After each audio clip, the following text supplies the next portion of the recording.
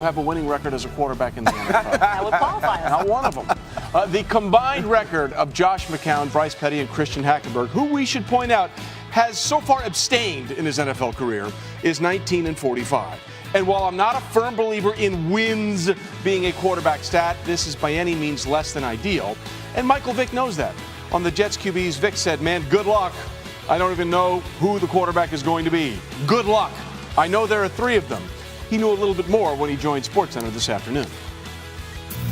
Listen, first of all, I meant no disrespect to neither guy in that quarterback room. I got the utmost respect for him. But what I did mean to say was, I mean, good luck. If you don't have a quarterback, I think, going into OTAs and going into training camp and preseason, it becomes tough. It becomes a distraction. You got guys not being able to focus on the task at hand. And that's winning one game at a time, 1 week at a time. You always, trying to, beat out that guy that day instead of, putting more time into learning the offense and being better as a quarterback in that system. So I just think it's just a tough situation to be in.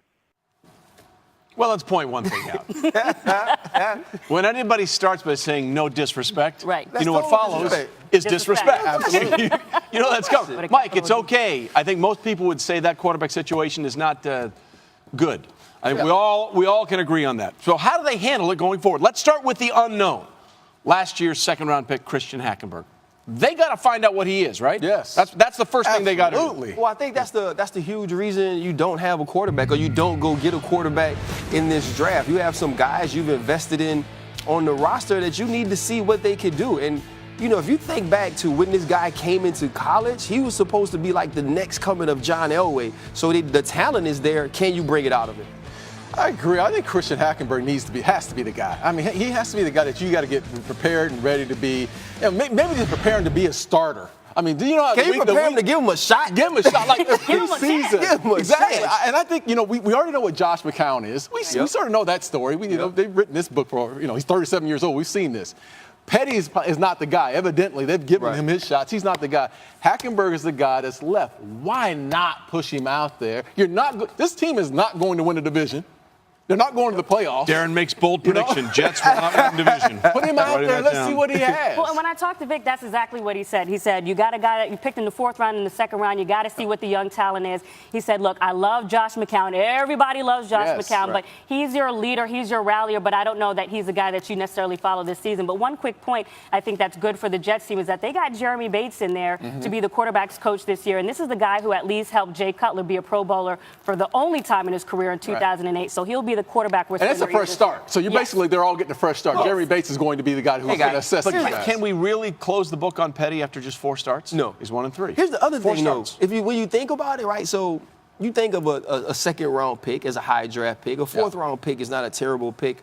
When you're picking quarterbacks, like in that area, it's basically luck. If you look at a lot of these teams, a lot of the teams that contend, that quarterback was picked in the first round. And most of the time he was picked early because you were kind of sure about him coming out. When you wait to the second round or wait to the fourth round to get a guy, there's a lot of holes there. There's not a lot of Russell Wilsons and Dak Prescott that you find. He was a fourth. Dak was a fourth. No, that's what I'm saying. Like, there's not a lot of those guys. They're the outliers. Right, they're the outliers. Not a lot of those guys that get put in a situation to succeed like both of those guys were. Yeah. Right. Yeah. All right, so who's going to be the starter week 1? I think Josh McCown, just to kind of steady it. You don't want things to go off the rails immediately. But at the same, look, there's a lot of pressure. What's everybody laughing? There's a lot of pressure for Todd Bowles and this staff to perform after this season. This thing off the rails. And basically, your pick is going to indicate what philosophy you're following. Are you going with the guy who should be the one to kind of keep it glued together, or are we just gonna? Christian Hackenberg is like, yo, can I get a look? I want it off the rails. Right. You just want the drama. What are we going to lose by putting him in there? You want to let go of the clipboard. Just get in the game. Maybe. You're already going to lose. When you're Todd Bowles and you're coming into this situation, Josina makes an excellent point. It's like, what message do you send to the locker room? If I know coming into the first game, if I'm veteran safety Darren Woodson, veteran safety Ryan Clark, and we know going into the first game that Hackenberg can't win us games, that he isn't ready to play, and we walk him out, and Todd Bowles walks him out in front of me and say, hey, this your starting quarterback, you know that day we ain't trying to win now. Yeah, but you know what? Todd Bowles has to tie himself to something.